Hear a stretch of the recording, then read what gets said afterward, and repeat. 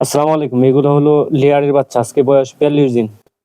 আজকে আপনাদের সাথে এই মুরগি পালনের অভিজ্ঞতা শেয়ার করব। ১ দিন থেকে ৫ দিন এটার ব্রুডিং পিরিয়ড। ৬ দিনের প্রথম আমরা ভ্যাকসিন করি রানীক্ষেতের ভ্যাকসিন। এরপর ৯ দিনের দিন আমরা গাড়ি কিল করি, যেটাকে GA+ND বলা হয়। ১২তম দিনে গাম্বুর লাইভ ভ্যাকসিন করেছি। ১৫তম দিন দেখলাম প্রচুর টুকরা-টুকরি করতেছে। টুকরা-টুকরি করার কারণে ঠোঁটগুলা ছেঁকা দিয়ে দিয়েছি। ১৮তম দিনে আবার গাম্বুরো ভ্যাকসিন লাইভ করিয়েছি। ২২তম দিনে ঘাড়ে ভ্যাকসিন দিয়েছি H5N1 বা যেটাকে বাংলায় আমরা বার্ড ফ্লু বলে থাকি। ২৪তম দিনে দিয়েছি আবার রানীক্ষেতের ভ্যাকসিন। আবার ৩২ দিনে দিয়েছি ফাউল পক্সের ভ্যাকসিন।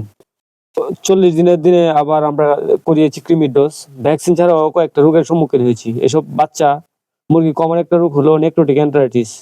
এই রোগটা অনেক খামারি চিনেই না। এটার লক্ষণ হলো বুক শুকিয়ে যাবে। এটা সঠিক ট্রিটমেন্ট না করলে অনেক মুরগি ক্ষতি হতে পারে। আরেকটা রোগের সম্মুখীন হয়েছে গাম্বুরো। গাম্বুরো প্রথম অবস্থায় যারা ধরতে পারে বা চিনতে পারে তাদের খুব একটা ক্ষতির সম্মুখীন হওয়ার কথা না বা ক্ষতি হয়ও না। যারা চিনতে পারে না গাম্বুরো অতিরিক্ত আক্রান্ত হলে তাদের ক্ষেত্রে একটু সমস্যাটা বেশি হয়। থেকে প্রতিকার পেতে হলে অতি দ্রুত গাম্বুরো রোগটাকে চিনতে হবে।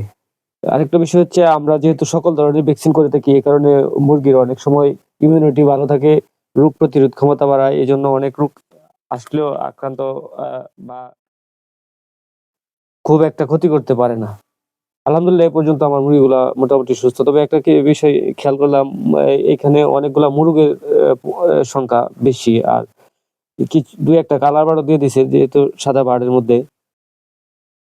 একটা জিনিস কোম্পানির কাছে চাই যাতে অন্ততপক্ষে আমাদের এত টাকা দামের এই বাচ্চাগুলোর দাম হচ্ছে ৳৯৫ করে পিস নিছে। এখানে ২০০০ বাচ্চা প্রায় ৳৯৫ পিস নিছে। এখানে যদি অতিরিক্ত পরিমাণ মুরগ হয়ে যায় সেক্ষেত্রে আমাদের অনেক লসের সম্মুখীন হতে হয়। অথবা অন্য কোনো দেখা যাচ্ছে যে ব্রয়লার দিয়ে দেয় কয়েকটা বা কালার বার্ড দিয়ে দেয়, সেক্ষেত্রে আমাদের অনেক ক্ষতির সম্মুখীন হয়।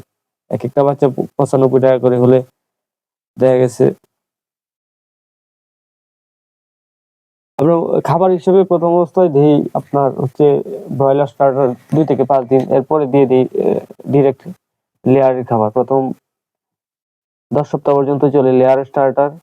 এরপরে হচ্ছে লেয়ার গ্রোয়ার, এরপরে হচ্ছে লেয়ার 1 পর্যায়ক্রমিকভাবে দেওয়া হয়। ৪০ দিন হওয়াতে ৪০ দিনের হিসাবটা আমি আপনাদের বললাম। অনেকেই এই ভ্যাকসিনগুলোর নামও জানে না। ভ্যাকসিনগুলোর কথা বললে অনেকেই চিনেও না বা অনেক সময় ঠাট্টা মজাক করে আরকি যে এত ভ্যাকসিন ধরলে তো সব ভ্যাকসিনেই এই টাকা নিয়ে নিবে।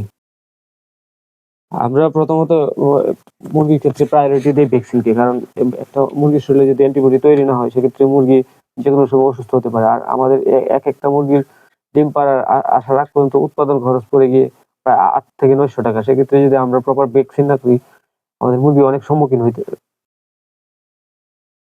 রোগের সম্মুখীন হতে হয়। আমাদের এই ৳৮০০ থেকে ৳৯০০ ভিতরে যদি একটা মুরগি রেডি করতে পারি সেক্ষেত্রে আমাদের একটু সহজলভ্য হয়। অনেক ক্ষেত্রে দেখা যায় অনেক অসুস্থ হওয়ার কারণে এর চেয়ে অনেক বেশি খরচ পড়ে। যারা লেয়ার পালন করেন তারা মূলত এই বিষয়টা ভালো করে জানেন।